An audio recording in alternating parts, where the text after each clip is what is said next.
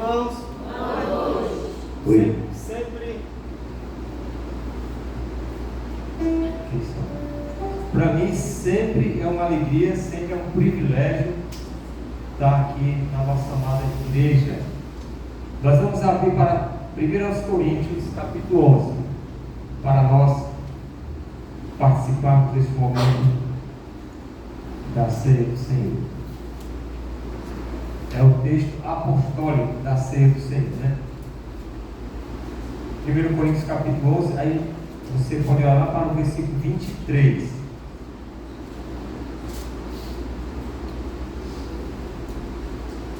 Aproveitar para dar notícia para vocês. Alguns de vocês talvez souberam, aquele rapaz, o Leandro, ele passou por uma amputação de um membro. É diabético, né? Uma pessoa que não se cuidava. A água dele era Coca-Cola, né? Ele era um homem muito duro. Ainda estava muito rude. E voltou para o hospital. Lá no frontinho da Messejana, eu passei lá ontem. E a situação é cada vez mais grave. E agora ele está na diálise, na hemodiálise. Então os rins não estão funcionando mais. Então a gente. Só assim, se Deus tiver propósito de tirar ele de lá. Mas eu peço que vocês lembrarem de orar, porque ele é um rapaz não regenerado, não quebrantado, uma pessoa dura. Esse é o maior problema. Na verdade, o problema desse rapaz é não se render aos pés de Jesus. A coisa mais triste da vida dele é isso. Mas enquanto está vivo, a esperança. Aí ora para que Deus possa reverter o coração dele, né? E o irmão dele, que é quem fica lá com ele, a única pessoa que suportou ele, que consegue ficar perto dele, é esse irmão dele, que tem problema psiquiátrico. É tabagista, ele fuma muito ele. São as duas últimas pessoas da família, são eles dois. Situação muito triste. E estava, a gente ora pela salvação dele. Pronto, voltando para cá, queridos irmãos, todos estão comigo? 1 Coríntios 11, vamos ler o 23 em diante, tá bom? Aqui dá uma descrição para nós, desse memorial para nós participarmos. Pode acompanhar a leitura comigo, viu? 1 Coríntios 11, 23 em diante. Porque eu recebi do Senhor que também vos entreguei, que o Senhor Jesus, na noite que foi traído, tomou o pão. E tendo dado graças, o partiu e disse: isto é meu corpo, é o meu corpo que é dado por vós, fazei isto em memória de mim. Por semelhante modo, depois de haver ceado, tomou também um cálice, dizendo: este cálice é a nova aliança no meu sangue, fazei isto todas as vezes que o beberdes em memória de mim. Porque todas as vezes que comerdes este pão e beberdes o cálice, anunciais a morte do Senhor até que ele venha. Por isso, aquele que comer o pão ou beber o cálice do Senhor indignamente, será réu do corpo e do sangue do Senhor. Examine-se, pois, o homem a si mesmo, e assim coma do pão e beba do cálice. Pois quem come e bebe sem discernir o corpo, come e bebe juízo para si. Eis a razão, porque há entre vós muitos fracos e doentes, e não poucos que dormem. Aqui é que já morreu. Ou 31. Porque se nos julgássemos a nós mesmos, não seríamos julgados ou condenados. Mas quando julgados, somos disciplinados pelo Senhor, para não sermos condenados com o mundo. Assim, pois, irmãos meus, quando vos reunis para comer, esperai uns pelos outros. Se alguém tem fome, come em casa, a fim de não vos reunirdes para o juízo. Quanto às demais coisas, eu as ordenarei quando for ter convosco. A ceia do Senhor, ela é uma ordenança. O Senhor determinou que sua igreja celebrasse esse ritual. E como nós sabemos, o Antônio José falou, ela é o equivalente à Páscoa judaica. A Páscoa era a festa memorativa da saída da escravidão do Egito. A ceia do Senhor é um momento, um jantar comemorativo, memorativo do que foi feito para nos redimir do Egito, do mundo, de Faraó, ou seja, de Satanás. do império das trevas. Foi aquele ato da obra do nosso Senhor. Então é uma ordenança: eu recebi do Senhor, que também vos entreguei. E também a ceia do Senhor é um memorial. Ele diz: fazer isto em memória de mim.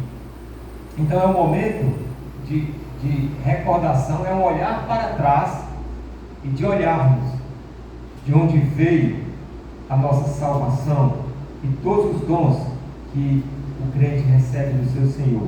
Foi por causa daquela cruz. Então Ele providenciou esse momento para nós recordarmos. Também a ceia do Senhor é um momento de expectativa. O versículo 26, ele disse que todas as vezes que comeu o pão, bebeu o cálice, anunciar a morte do Senhor até que Ele venha. Então aqui é um olhar para o futuro. O memorial nós olhamos para trás. Nessa expectativa da volta do Senhor, nós olhamos para frente. A ceia do Senhor é um momento que nós olhamos, fortalecemos a nossa esperança. O Senhor voltará para nos levar com Ele. Mas veja as implicações. Aquele que comeu o pão, bebeu do cálice do Senhor indignamente, porque a morte de Jesus foi um juízo em que o Filho de Deus foi condenado. Ele foi tratado como um pecador. Não podemos participar da ceia do Senhor com a consciência de um pecado e não confessá-lo. Essa maneira é uma atitude indigna. Como você vai se alegrar pelo que o Senhor fez, pelo seu pecado, e está guardando o pecado? Então, o crente não deve deixar de participar da ceia. O chamado do Senhor é: confesse, reconheça e se quebrante diante do Senhor. Então, aqui é uma responsabilidade que nós temos diante de Deus. E o 28 fala para examinar-se a si mesmo. Agora é um olhar para dentro. O memorial nós olhamos para trás, olhar para a vida do Senhor, a expectativa que nós olhamos para frente, mas no momento da ceia do Senhor, chamado para olharmos para dentro. Irmãos, olha como é curioso o coração humano. Quando eu estou falando do coração humano, a nossa natureza é pecaminosa. Olha, se você é igual a mim, a gente escuta uma pregação da palavra de Deus. Rapaz, dá certinho para o irmão fulano e tal. Mas o irmão fulano e tal nem está aqui na igreja. Mas se ele tivesse, ia dar certo para ele. Não, é para você. Porque se fosse para aquele irmão, Deus tinha trazido aquele irmão. Então a gente sempre aponta para os outros, né? Mas o Espírito Santo, Ele quer que entendamos que nós somos responsáveis por nós diante de Deus. Examine-se, pois, o homem a si mesmo, assim como... Então é uma oportunidade para nos acertar com Deus, estar em dias com Deus, Viu, irmãos? Martinho Lutero dizia que o pecado é como a barba. Eu fiz hoje, mas quando é amanhã já está aquele canhãozinho aqui. Aí eu digo para as irmãs, né? As mulheres não têm barba. Irmã, o pecado do seu coração é como a pia da sua cozinha. Se for como lá de casa, não falta vasilha suja, né? Pois é. Examine-se a si mesmo, porque nunca vai faltar pecado em você confessar. Pode ficar tranquilo. O nosso coração é uma indústria de pecado. E já estão todos perdoados do crente. Todos perdoados. Nós confessamos para ter purificação. Nós confessamos para manter a comunhão. O problema judicial já foi resolvido na cruz, no sangue de Jesus. Pois quem come e bebe, 29, sem discernir o corpo, come e bebe juízo para si. A ceia do Senhor é um momento de provação. Irmãos, é um momento de provação. Quando Jesus sentou na ceia com eles, vocês lembram, o evangelista diz: um de vocês me trairá na hora da ceia. Até Paulo vai dizer que o Senhor Jesus, na noite que foi traído. O momento da ceia é um momento de provação. É um momento de provação. Os discípulos, de um por um, perguntaram: Senhor, sou eu? Senhor, sou eu? Senhor, sou eu? Eles se questionaram. Por mais doloroso e amedrontador, o crente não deve temer: Senhor, Me mostra. Pode mostrar para mim, Senhor, o que é que está acontecendo dentro de mim. Eu quero confessar, Senhor, eu não quero guardar. Nosso coração é um abismo, meus irmãos, é um abismo. Tem algumas coisas esquisitas se escondendo lá dentro. Mas devemos temer ao Senhor. Senhor, deixa eu ver meu coração, mas fica perto de mim para eu não me desesperar. Então é um momento de provação. E uma coisa muito importante que o crente precisa saber, precisa sempre lembrar: Deus, esse grande Deus, Ele sabe quem é você e sabe quem sou eu. Ele não nos rejeita por causa de quem nós somos. Isso é consolador para o crente. Ele nos aceita como nós somos. Agora tem uma coisa que Deus não aceita. Deus não aceita. Você sabe quem você é. E você não admite diante de Deus. Isso Deus não aceita. Devemos chegar para Ele como nós somos. Você sabe como é que nós somos, né? Miseráveis, podres, carentes. E Deus, Ele se agrada. Coração compungido e contrito não rejeitará. É o que a Bíblia chama de homem íntegro, piedoso. Chega para Deus sem máscara. Muito importante. Então, aqui o salmista, porque se nos julgássemos a nós mesmos, por 30, meus irmãos, eis a razão, porque há entre vós muitos fracos e doentes, e não poucos que dormem. O pecado enfraquece, adoece e mata. Crente, sim. Crente, cabeça dura, teimoso, pode ser levado para o céu. E uma coisa, irmãos, que nunca esqueça: a vida terrena, ela tem grande importância para a sua eternidade. A vida que Deus deu para nós aqui na terra, ela é o tempo de semeadura, o tempo de crescimento, e nós vamos falar um pouco mais na mensagem, que a eternidade vai ser influenciada pela fidelidade na presença do pecado. Enquanto vivemos nesse mundo, a vida terrena, às vezes tem que estar apressado para ir para o céu. Eu também quero ir para o céu. Eu quero ir para o céu na hora de completar minha carreira, que Deus me chamar. Mas nós devemos querer ficar aqui na terra até o dia que Deus quer. Por quê? Porque é importante vivermos aqui na terra. Porque depois que partimos daqui, tudo que nós temos a oportunidade de fazer hoje, não teremos mais. De glorificar o Senhor, de investir na nossa salvação, de expressar gratidão a Ele. É o grande momento agora, de semearmos e tudo mais. Então ele diz que há muitos fracos e doentes. Irmãos, guardar pecado é a coisa mais louca que vai fazer na nossa vida. A obra de Satanás contra a igreja e contra o crente. Ele é um ilusionista. Não, isso é besteira, isso não é problema não. E todo crente assiste isso aí, fica aí mesmo. Está com a mágoa daquele irmão, deixa ela para lá, ela não vai nem saber que tu está com essa mágoa. E assim nós vamos arrastando a nossa vida. Irmão, deixa o Espírito Santo limpar essa fossa podre no seu coração. Deixa ele esgotar esse lamaçal de pecado, que quando a gente passa um tempo sem confessar pecado, é assim que fica a nossa alma. Então a ceia, vamos lá, eu queria pedir os diáconos para vir aqui. Ao falarmos tudo isso, que Deus nos dê uma profunda reflexão, de nós vamos ter um minuto de oração pessoal, para nós nos prepararmos. É um ato tão singelo, é um momento tão simples, irmãos, mas tão rico, tão significativo para a nossa fé. Então que o Senhor nos conceda quebrantamento hoje à noite.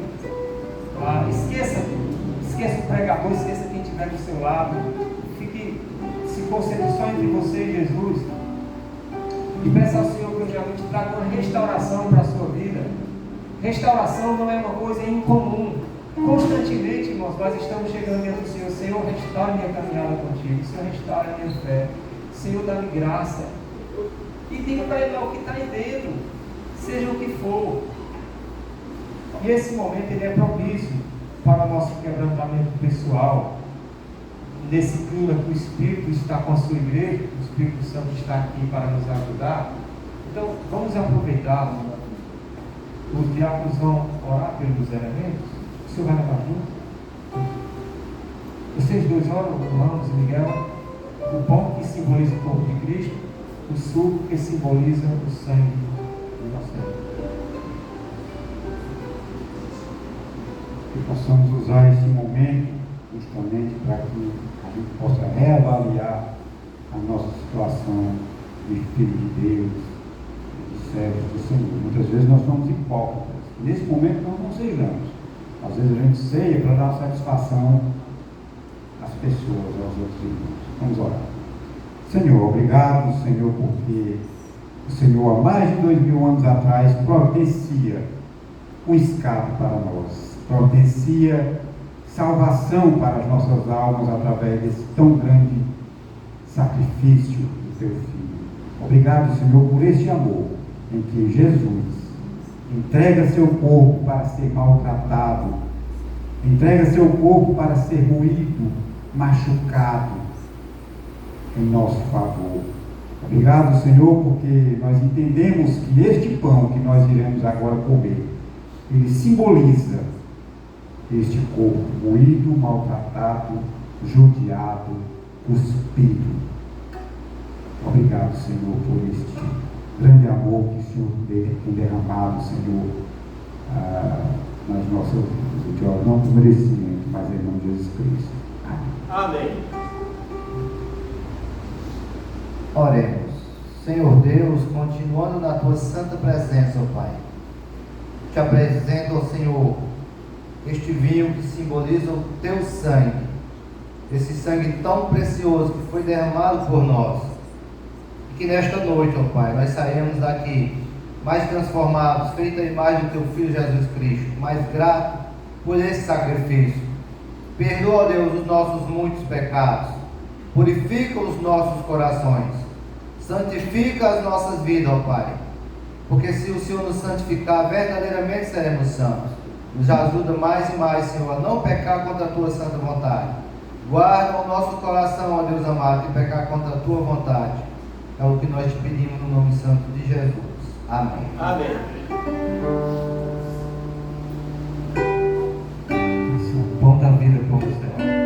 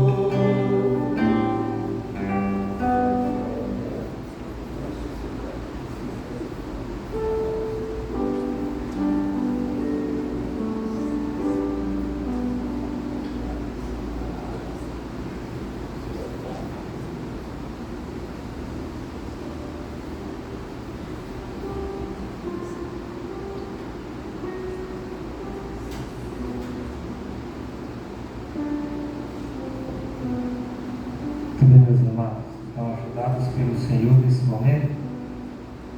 Eu recebi do Senhor, que também vos entreguei, que o Senhor na noite foi traído, tomou o pão, tendo dado graças, partiu e disse: este é o meu corpo dado entre vós, fazei isto em memória de mim. Por semelhante modo, depois de haver ceado, tomou também um cálice, dizendo: este cálice é a nova aliança no meu sangue, fazei-o todas as vezes que eu beberdes em memória de mim.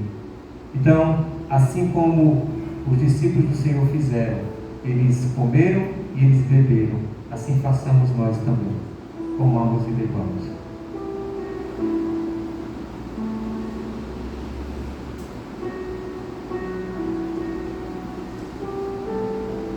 Louvado seja o teu nome, Senhor. Muito obrigado por aquele sacrifício perfeito, onde está a nossa paz, nossa alegria, nossa esperança. Que possamos, ó Pai, viver diante do Senhor, seguindo os passos do teu Filho e dando prazer ao coração do Pai Celestial. Guarda cada coração nesta noite, ó Deus, em nome de Jesus. Amém. Amém.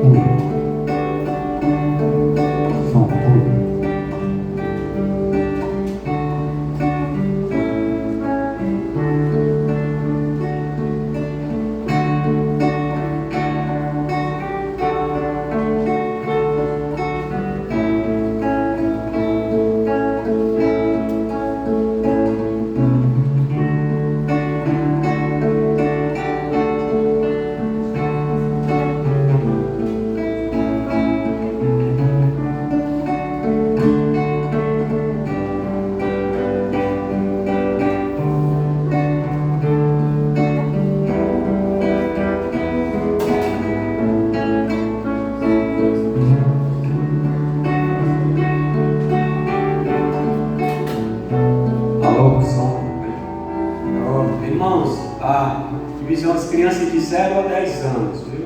De 0 a 10 anos, para sair para a salinha, viu?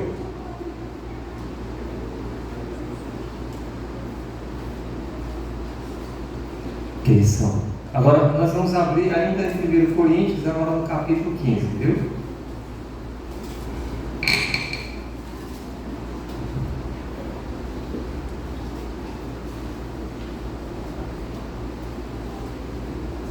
Essa semana, agora, como os irmãos sabem,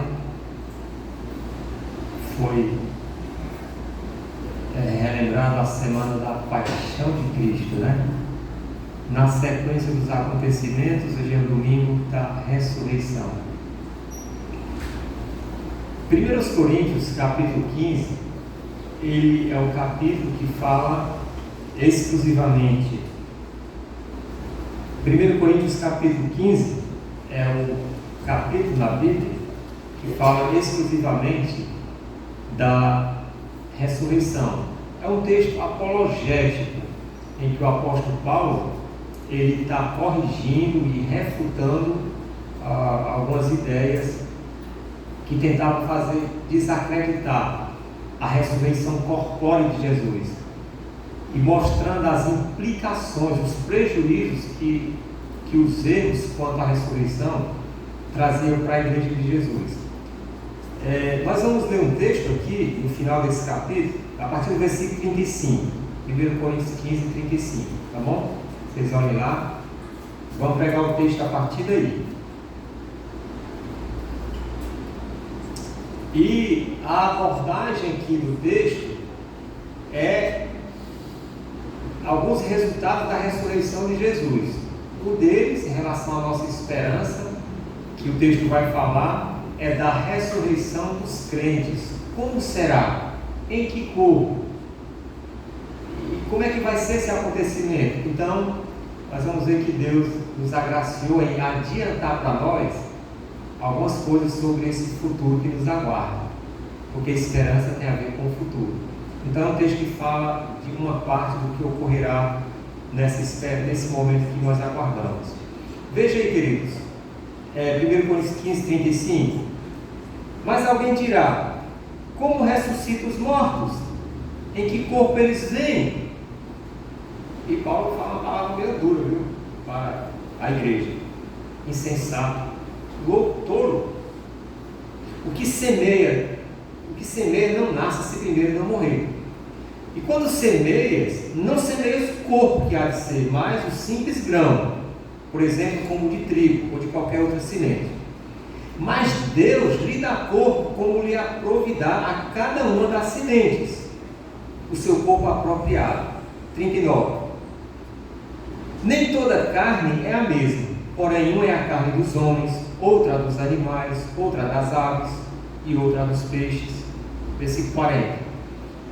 Também há corpos celestiais e corpos terrestres, e sem dúvida, uma é a glória dos celestiais e outra a dos terrestres.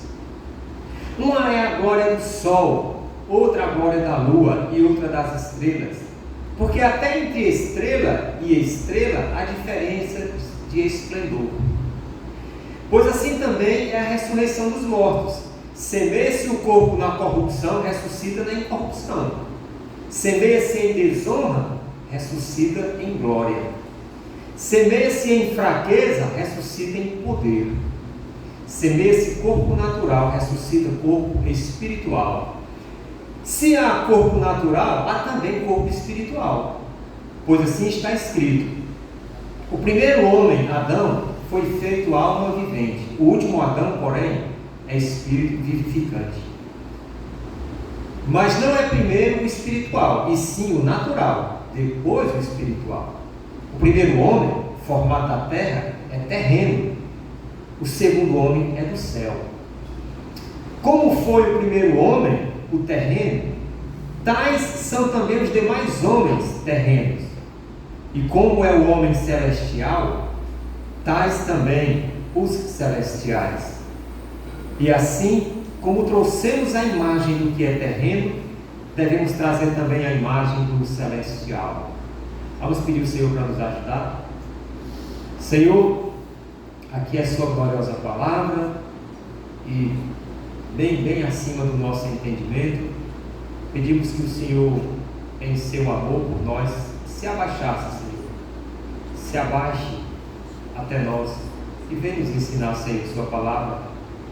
Faz com que ela tenha sentido para nós, para que nós sejamos transformados e fortalecidos nesta esperança extraordinária, sensacional,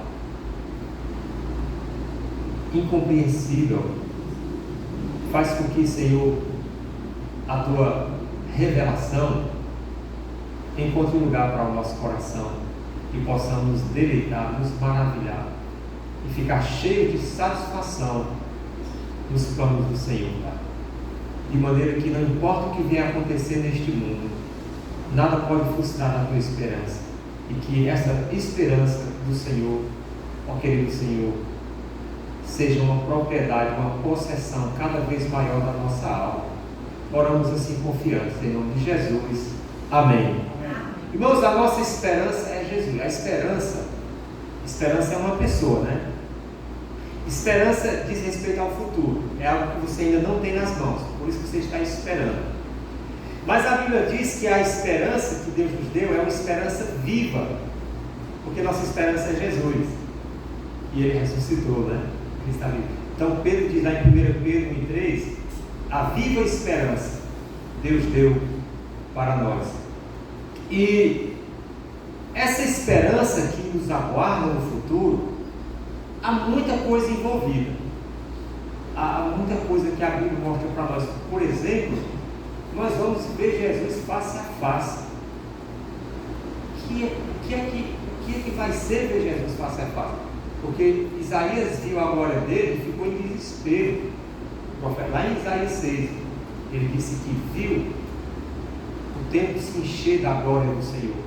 Era a glória de Jesus Cristo que Isaías contemplou. Em João 17 ele orou por nós.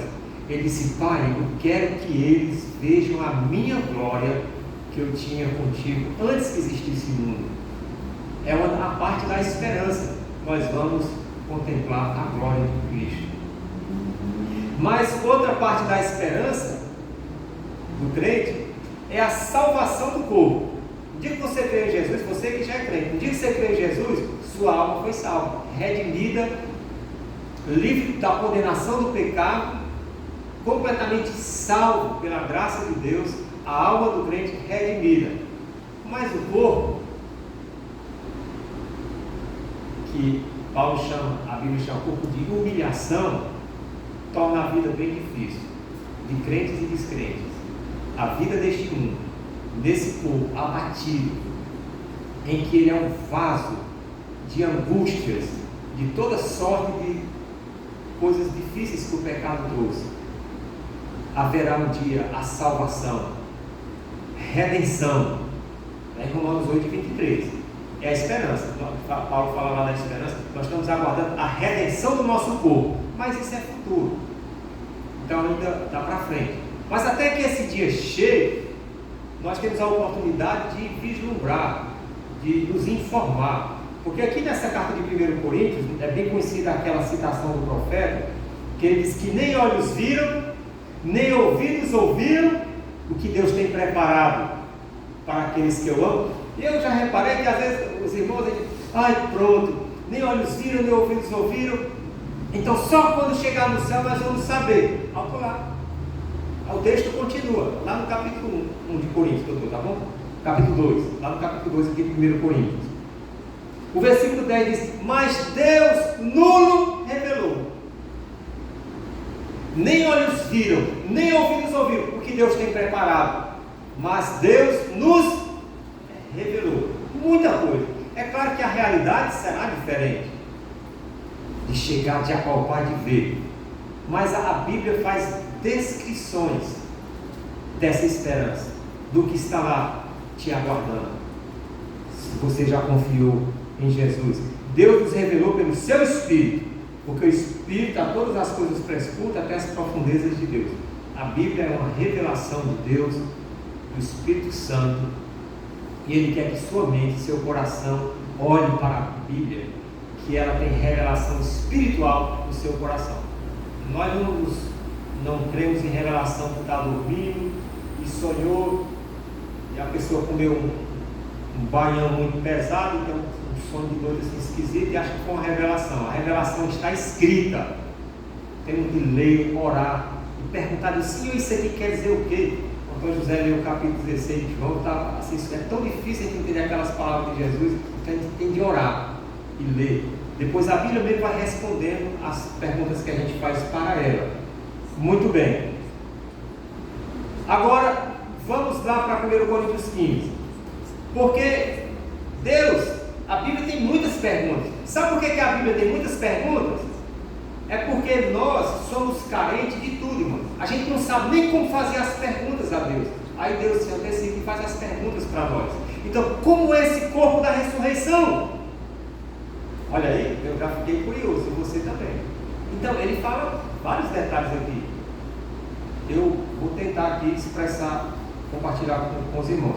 Então, esse texto que nós lemos, vamos lá a partir do 42, tentar aqui ver umas 3 ou 4 características, tá bom, irmãos? O versículo 42 diz que esse nosso corpo glorioso tem uma característica dele aqui, ó, o corpo da ressurreição. Preste atenção que será o seu corpo no futuro. Você já está treinando como é que você vai viver nesse corpo aí, viu? Olha, pois assim também é a ressurreição dos mortos. Semeia-se o corpo na corrupção, ressuscita na incorrupção. Um corpo incorruptível. E aí talvez você está pensando em corrupção na política, né? Mas a ideia de corrupção é deterioração, se decompondo, se destruindo, né? Perecendo. O corpo da ressurreição é não perecível, indestrutível. Você vai viver um corpo indestrutível. Na minha infância eu assisti muito Superman. Eu lembro que tinha uns inimigos cósmicos lá, uma vez que foram degladiar lá, lutar com o Superman. Aí o cara lá veio do outro planeta lá, era poderoso também. Aí pegava ele assim, aí jogava ele saía quebrando edifício e depois o cara se levantava, parece que não tinha acontecido nada, né? Quebrou um monte de coisa e o cara se levantou, teve nenhuma fratura nem nada. Eu sei que isso é ficção, né, irmãos? Mas aqui não é ficção, aqui é realidade. Um corpo indestrutível. Indestrutível. Que contraste, irmãos, do que o nosso corpo é hoje. O que é necessário para imobilizar o corpo hoje? O que é que deixaria nós hoje sem vir para o corpo? Uma dor de dente daquela bem forte assim, que incha o queixo. Quem é que estaria aqui com o dente assim, ó? Lá. No dente, no pé direito de você chegar aqui. Né? Eu sei que alguns vão para o trabalho com o dente doendo, mas o corpo não é. Mas poucas coisas deixam a pessoa abatida. Eu não estou nem falando nas questões assim, emocionais, eu estou falando fisiológica mesmo, questões fisiológicas. Uma inflamação, uma queda, um tropeço. Agora nessa época de chuva, eu estava uma vez vendo uma entrevista na televisão, irmãos, o número de pessoas que chegam nas emergências desses frotinhas, porque lá é ortopedia, né? A especialidade dos frotinhas é ortopedia. Se lota as emergências da ortopedia. Dizem que é a queda que as pessoas levam, como é que a gente diz? Cai escorregando da altura do seu corpo, né? Cai da própria altura. É um número muito grande de acidentes. O ônibus vem, a pessoa vai correr, a pista, a calçada molhada, e pá, a pessoa cai. E as pessoas se machucam, irmãos. As pessoas se machucam.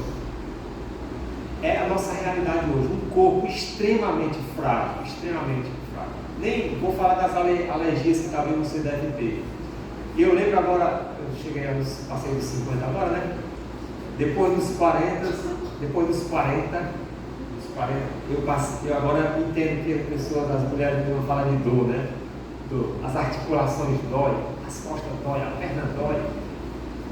A idade, chama de idade do condor, né? Aquela brincadeira. Que corpo frágil, é muito frágil o nosso corpo. Uma bactéria, um germe simplesmente nos imobiliza. Mas olhe só que o corpo da ressurreição é um corpo indestrutível. Diz aí no versículo que nós lemos, semeia-se na corrupção, ressuscita na incorrupção. A nossa peregrinação terrena, então, é o tempo de semeadura. Imagina, você glorifica a Deus, você exalta o nome do Senhor, apesar das suas dores. Você tem suas dores, mas você não está se queixando da vida. Eu já contei para os irmãos um momento inesquecível para mim, no dia 9 de maio de 2023, que foi uma das crises mais fortes da minha coluna, que eu fiquei uma semana na cama sem poder se mexer, né? Foram 6 dias lá, 5 dias. No 6º dia, os vizinhos tiveram assim, uma iniciativa, meus vizinhos lá na nossa casa, eles pegaram uma cadeira, eles foram lá, me botaram em cima da cadeira. Eu não chorava, eu gritava, que era insuportável, e a UPA era em frente, aí eles me levaram lá para a UPA. Aí lá na UPA o arqueiro me tirou da cadeira, botou na outra cadeira, e o grito. E eu não tinha como não fazer aquilo. E entrei lá na UPA e grito. Eu nunca chorei tanto na minha vida, e eu chorava. Irmão, sabe o que foi que me consolou todo o tempo? Que consolo maravilhoso, não sei se você já experimentou. Ai, que dor! Ai. Obrigado, Senhor. O Senhor merecia o inferno. Eu merecia o inferno. Lá abandonado por Deus, desgraçado, perdido por toda a eternidade. É só uma dor que um dia vai passar.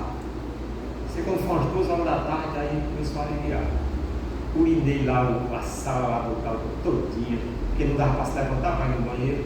Igual esse corpo de humilhação. Pense na humilhação, não é? E você tem vergonha numa hora dessa? Vergonha de quê, meu amigo? Você não está vendo é nada, você está cego de dor.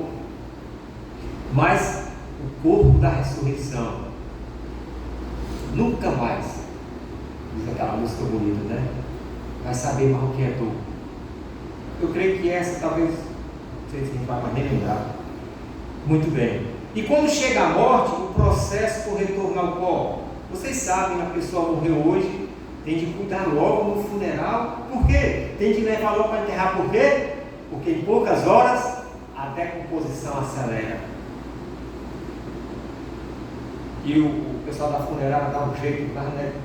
Maquia tudo. Mas tem que levar logo, senão aquela maquiagem começa tudo a cair.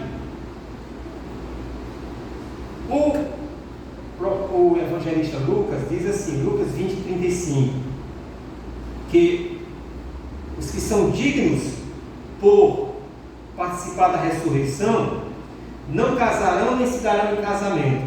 Não há mais necessidade de reprodução depois da ressurreição, por indestrutível.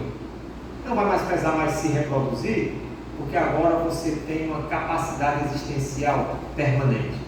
A raça humana, Deus planejou a procriação, né, para encher o planeta, mas na ressurreição, na restauração, não tem mais necessidade. Nós seremos como os anjos, seres imortais. A imortalidade naquele sentido pleno ali agora. Alma e corpo completamente. Agora a segunda característica, aqui no 42 ainda, no final, ele continua dizendo assim, ó. Vocês estão aí comigo no final, na última frase: semeia-se em desonra, ressuscita em glória, um corpo glorioso. Irmãos, para nós é muito difícil mentalizar e até assim ter uma concepção, essa ideia de glória. A gente acha a palavra bonita, a expressão, glória, né, e tal, mas o que é mesmo? Qual a ideia gráfica de glória? Se nós pudéssemos pensar em tudo que é bom, que é excelente, que é belo, e a ideia de brilho, então é essa ideia de glória, de honra, de santidade, de dignidade, dos afetos mais profundos e santos. Tudo isso tem a ver com a ideia de glória. E aqui e acolá a gente tem umas experiências assim, bem pobrezinhas, mas elas deixam a gente algo tão alegre, a gente fica transbordamento de alegria. Isso é um respiro da glória de Deus na sua alma. É uma existência com toda a força, beleza que uma criatura poderá conhecer. Fala de glória. E esse corpo, ele será apropriado para experimentar toda a plenitude da glória de Deus. Porque lembra que Moisés orou: Senhor, deixa eu ver tua glória. Moisés, nenhum homem pode ver a glória do Senhor e ficar vivo. Você vai ser carbonizado na mesma hora. Mas eu vou te botar entre aquelas duas pedras ali, vou botar assim a mão na frente e vou passar bem rápido, tu vai me ver pelas costas. Deus satisfez aquele pedido de Moisés. Mas na ressurreição nós vamos ter esse problema. Nós vamos ver a glória dele. Sabe uma coisa? Satanás, ele é um camarada invejoso, um miserável. E é o ódio dele do crente. Eu fico pensando, uma das coisas que Satanás mais tem ódio do crente é porque o crente ganhou o que ele perdeu. Você pensa que Satanás não sabe o que é a glória de Deus? Ele sabe, porque ele veio de lá. E foi a decisão mais louca da vida dele, querer buscar glória para si próprio. Por isso que ele é um ser tão miserável, e quer que você seja também miserável. É isso que Satanás quer, irmão. Por isso às vezes a vida do crente é difícil. O crente às vezes reclama, é tão infeliz que nem sabe que é o miserável do inferno que está trabalhando na sua vida para você. Mas o corpo da ressurreição é glorioso. Como é que diz aqui nesse versículo? Diz assim: semeia-se em desonra. Então assim, irmão, eu pegar desonra inclui todas as misérias desta vida terrena, todas as condições humilhantes às quais o nosso corpo está atualmente sujeito. A desonra é como que é o contrário de honra. Glória e honra são sinônimos, né? Mas esse corpo que nós recebemos no futuro, lembra como nós estávamos falando, que a nossa caminhada terrena, ela tem esse ideal de semeadura.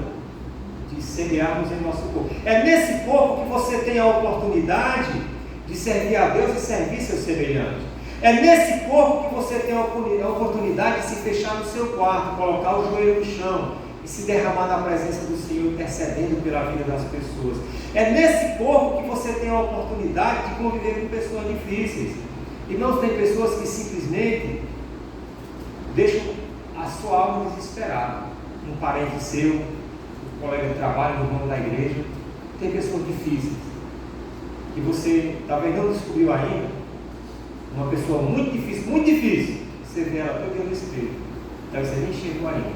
Você vê aquela pessoa difícil, mas tem uma mais difícil do que ela. Nós somos pessoas difíceis. A não ser que você seja uma pessoa assim auto-enganada. Certo? Nós não somos fáceis, não. Tem mulher sincera que diz para o marido. É preciso dizer com muito amor e com muito cuidado, para não piorar o problema. Mas, esse corpo glorioso, é o corpo da ressurreição, nós, na nossa caminhada agora, estamos semeando. Lembra o que é que diz Gálatas 6? O que semeia da carne colherá corrupção. Mas o que semeia no Espírito colherá o quê? E não semear no Espírito é o chamado bíblico para nós vivermos cheios do Espírito. Não é? E a vida cheia do Espírito, Efésios diz lá. Com gratidão ao Senhor, com hinos e cânticos espirituais. E tenha certeza, irmãos, que isso não é algo do temperamento. A Flávia é tão alegre, ele é assim, tão extrovertido. Sei que tem pessoas que têm uma personalidade assim, fácil e agradável, até que você pisa no pé dela. Essa alegria, essa gratidão lá, é da comunhão com Deus, da influência do Espírito Santo, adorando, louvando ao Senhor, se submetendo uns aos outros. É aquela chamado que Deus tem para nós, em que fará toda a diferença, glorificando o Senhor nesse mundo, na presença do pecado, com as lutas que você e eu travamos. Essa semeadura. 2 Coríntios 5:10. Cada um de nós compareceremos perante o tribunal de Cristo. Para quê? Que ele diz lá em 2 Coríntios 5:10, para recebermos segundo o bem ou o mal que tiver feito por Deus. E crente faz mal? Faz. O crente faz muito mal. Você ora pelos seus vizinhos? Eu nem gosto daquele. Irmão, você está fazendo muito mal. Porque o seu vizinho precisa das suas orações. Talvez aquele vizinho ruim está vivo ainda por causa das suas orações. Irmão, eu tive tanto vizinho ruim. E assim, né, se eu puder dizer com humildade, acho que Deus abençoou muito aquela pessoa. Assim, na consciência de crente, você preocupar em orar por aquela pessoa. Pode ter certeza disso. Pode ter certeza disso. E um dia lá no tribunal de Cristo, ao Bema, ali, irmãos, é para o recebimento de galardões. Os galardões é outra coisa da nossa esperança, que a gente vai receber aquelas recompensas. Aquilo é para gozo eterno, aqueles benefícios espirituais. Para nós podermos glorificar o Senhor de forma mais plena, aliás, e terá alguém. E lá no céu vai ter gente triste, vai ter irmão que vai ganhar menos do que outro, mas a Bíblia fala isso claramente. Quer dizer que vai ter gente triste no céu? Não, claro que não. Como ficar triste se não tem mais o pecado? Todos estarão felizes? Todos estarão felizes. Mas o que é que você diz do feliz? Mais feliz do que o feliz? A intensidade de gozo. Lá na palavra dos talentos. Quem recebeu 5, quem recebeu 2. E ele falou em Mateus 11, que no inferno tem grau de sofrimento. O rico vai ficar no lugar pior, talvez, do que as pessoas que ele matou. Certamente. Então, esse corpo glorioso, todos nós estaremos na glória, mas nem todos não teremos a mesma glória. Olha aqui o 41. Esse 41. Agora, irmãos, às vezes, quem prega é mal interpretado. Eu não sei como é que a minha maneira de falar pode estar expressando. Às vezes a gente pode falar uma coisa certa com expressão errada.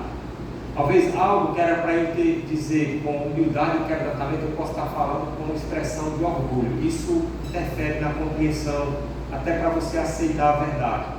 Não deixe o erro do pregador impedir de você receber a verdade, não, tá bom?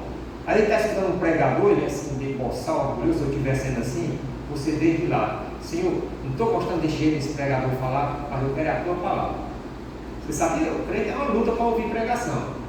Tem quanto o pregador de gente rejeita a mensagem todinha, porque ele falou uma coisa que a gente não gostou. Não deixa o pregador fazer você perder a mensagem, não.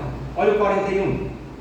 Um é a glória do sol, outra a glória da lua, outra das estrelas, porque há entre estrela e estrelas diferença de esplendor. Eis aqui os universitários, os sabem, a lua não tem luz própria, ela brilha, ela reflete a luz do sol. Inclusive isso é uma figura do crente, de Cristo, né? Cristo é quem tem luz própria, o nosso Salvador. Ele tem glória própria. Na realidade, a glória do crente é refletir a glória que nós recebemos do Senhor. Na verdade, a glória é dele.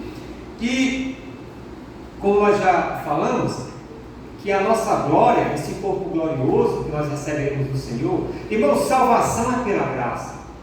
Salvação você não pagou nada para ser salvo, galardão é por obras. Recompensa é obras, ou não? É assim que a gente vê nas Escrituras. É serviço para o Senhor, é ser o esposo que Deus nos chamou para ser, é ser a esposa que Deus chamou para ser, é ser o crente que Deus nos chamou para ser. Recompensas é para isso aí. Mas nós, crentes em Jesus, servimos, e isso é algo que Deus deixou claro. Aquele que sem fé é impossível agradar a Deus, aquele que se chega para Deus, crê que Ele existe, que se torna galardoador dos seus custos. Não é errado desejar as recompensas dos galardões para a glória de Deus, porque 1 Coríntios 3 fala dos crentes que vão chegar lá de mãos vazias. Zé Ramos, meu filho, o que você fez com a salvação? O que você produziu? Aí, assim, eu estava tão ocupado. Os galardões é para nós colocarmos aos pés do Senhor, que tem lá em Apocalipse. Está aqui, Senhor, tudo que o Senhor me deu graça, eu trabalhei para Ti, e aqui está, para glorificar o Senhor. É assim, os galardões. Esse corpo glorioso é para refletir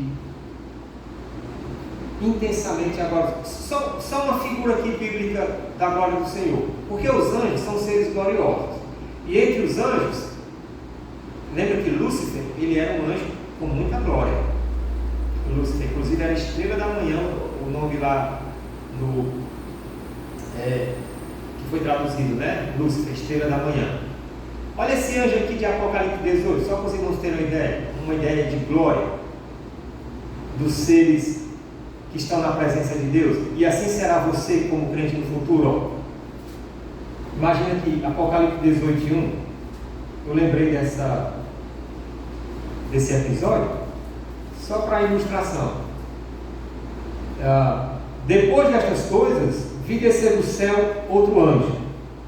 Apocalipse é um evento envolvendo muitos anjos, né? Que tinha grande autoridade. Quando esse anjo desceu, foi o que aconteceu no planeta Terra. E a terra se iluminou com a sua glória. Na destruição da época da grande tribulação, o sol se apaga. O sol pelo menos o sol escurecido, talvez um eclipse.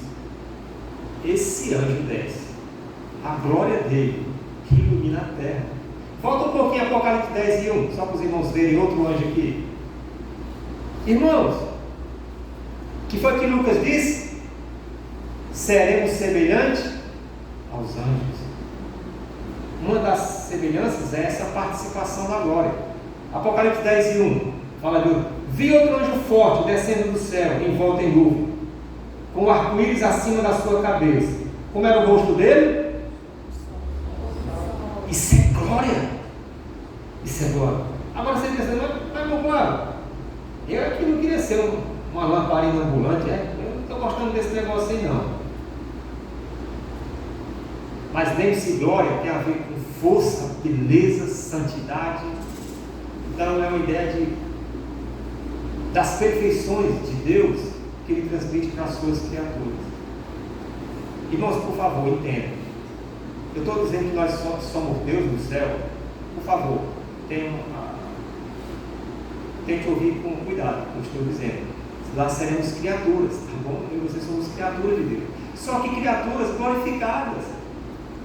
Criaturas completamente realizadas e úteis eternamente. Onde é que isso vai nos levar? Tem uma terceira característica, eu vou só passar por cima, porque eu quero falar da última aqui para vocês. Versículo 43. 1 Coríntios 15, 43. Semeia-se em fraqueza, ressuscita em poder.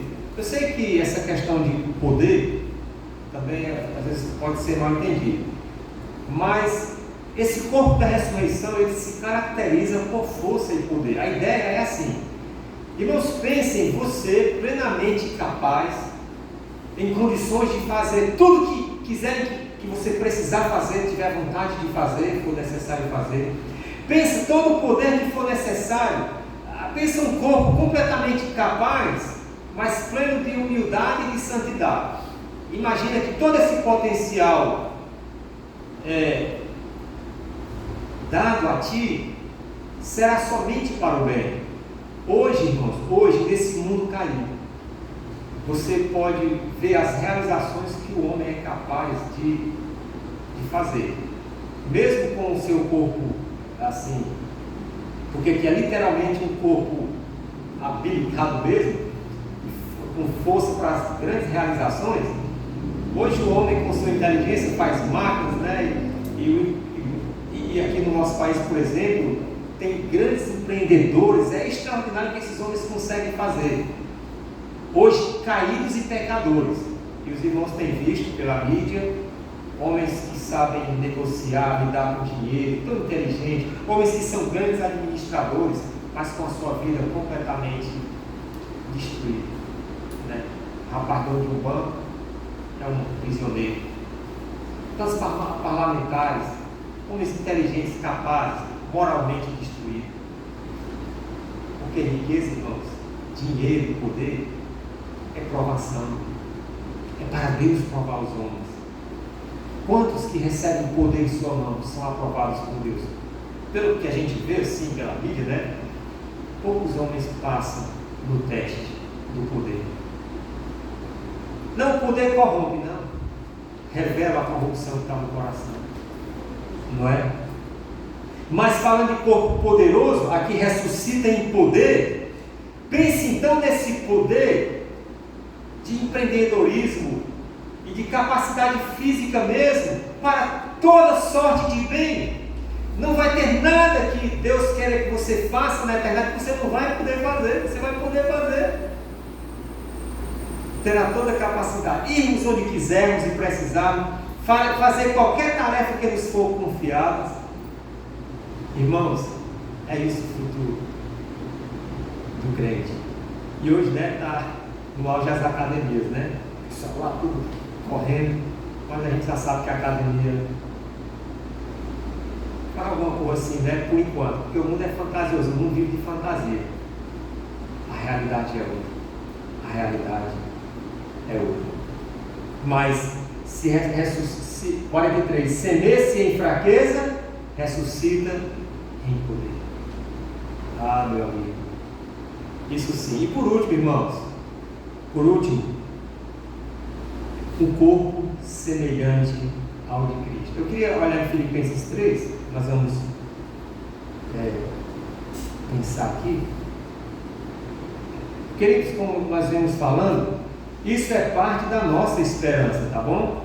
Isso é parte da nossa esperança. Ou seja, é parte do que está aguardando o crente. É parte das coisas que Deus providenciou para nós. Esse corpo. Há muitas outras coisas aqui, que esse texto ainda lhe fala.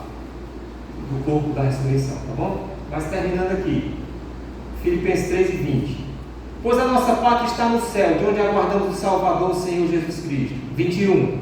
O qual transformará o nosso corpo de humilhação para ser igual ao corpo da sua glória, segundo a eficácia do poder que ele tem de submeter a ti e subordinar a si todas as coisas. O corpo semelhante ao de Jesus. Vamos recordar rapidinho como era o corpo de Jesus depois que ele ressuscitou. O corpo de Jesus era espiritual. Agora, até difícil tentar explicar isso aqui. A ideia de espiritual não é imaterialidade. Por que a gente pensa em espírito? É uma coisa incorpórea. Mas esse corpo da ressurreição, como a gente vê na experiência do Senhor Jesus, ele é um corpo espiritual, sim. Não é que ele é imaterial, mas ele transcende a matéria. Você pode ver lá em João 20, 26, quando depois da ressurreição eles estavam numa casa fechada. Imagina a gente estar nesse local aqui, com tudo fechado. E Jesus entrou, chegou lá onde eles estavam. Jesus entrou na casa com as portas fechadas. Esse corpo da ressurreição, aqueles que estudam física, eles têm uma ideia de como matéria e energia, elas coexistem. Lembra que Lucas fala que nós saímos como os anjos? Lembra que os anjos não são seres corpóreos, eles são seres espirituais, mas a Bíblia mostra anjos vindo em forma humana. Eles tomavam forma humana. Nós não somos anjos, nós somos seres humanos, nós temos forma física, homem. Mas o corpo glorificado, nós podemos ter essa transmutação, essa versatilidade. E olha uma coisa interessante nesse corpo espiritual, a velocidade que ele se move. Porque lá em Marcos 16, quando Jesus falou com os seus discípulos, diz a Bíblia, depois que Jesus deu suas ordens, subiu ao Pai e assentou-se à direita da majestade. Sabe quantos segundos Jesus levou para passar o primeiro céu, o segundo céu e chegar no terceiro céu? Fração de décimos. A velocidade desse corpo é o corpo da ressurreição, semelhante ao de Jesus. Agora veja, ele era tangível. Eu quero que vocês olhem comigo esse texto aqui de Lucas 24. Na realidade é Lucas 24, 39. Porque quando Jesus entrou na casa, eles ficaram assim: como é que ele entrou se as portas estão tudo fechadas? Teve Tomé, que Tomé também lá em João, Tomé disse que só acreditava se pegasse, porque era algo extraordinário. Mas como pode? Eles estão diante de um milagre, uma coisa que para nós é incomum. No céu, na eternidade, vai ser comum. Coisas que hoje são incomuns, quando nós estivermos lá, vai ser comum. Olha esse texto de Lucas 24, 39. Como a dúvida deles era, eles que estavam diante de Jesus era complicado, quanto mais para nós hoje. Mas o Senhor se preocupou em explicar para eles o que estava acontecendo. Esse corpo espiritual, mas também tangível, 24, 39. Ele está lá, né, ressurreto diante dos discípulos, e ele explica para ele: vede as minhas mãos e os meus pés, que sou eu mesmo, apalpai-me, verificai. Porque um espírito não tem carne nem osso, como vedes que eu tenho. Irmão, Jesus está naquele corpo, e as cicatrizes estão lá onde os carros entraram. E as cicatrizes daqueles espinhos estão lá por toda a eternidade. Sempre que nós adorarmos o Senhor, a gratidão vai transbordar em nosso coração. Foi por causa daqueles cravos, daquele sacrifício dele. É o motivo eterno de glorificação ao Senhor. Foi por causa do sofrimento dele que eu tenho paz, né? Uma Bíblia ensina. Foi por causa da rejeição dele que eu fui aceito. Então, esse corpo semelhante ao de Jesus, espiritual, tangível e reconhecível. Vocês estão em Lucas 24? Os dois discípulos do caminho de Emaús, diz aqui no versículo 16, se você estiver comigo, Lucas 24, 16. Os seus olhos estavam como que impedidos de o reconhecer. Os irmãos lembram da história? Eu sei que já está cansativo, mas eu vou aqui para o final, tá bom? O pregador fica empolgado, mas os irmãos ficam enfadados. Mas tenham paciência só um pouquinho. Aí eles vão caminhando com Jesus. Aí Jesus diz: o que é que vocês estão falando? Rapaz, você não está sabendo não de Jesus, o profeta, foi morto na Jesus. Não, o que foi que aconteceu? E eles começam a contar para Jesus. E eles Jesus estava com um corpo diferente? Não, Jesus ressuscitou no mesmo corpo.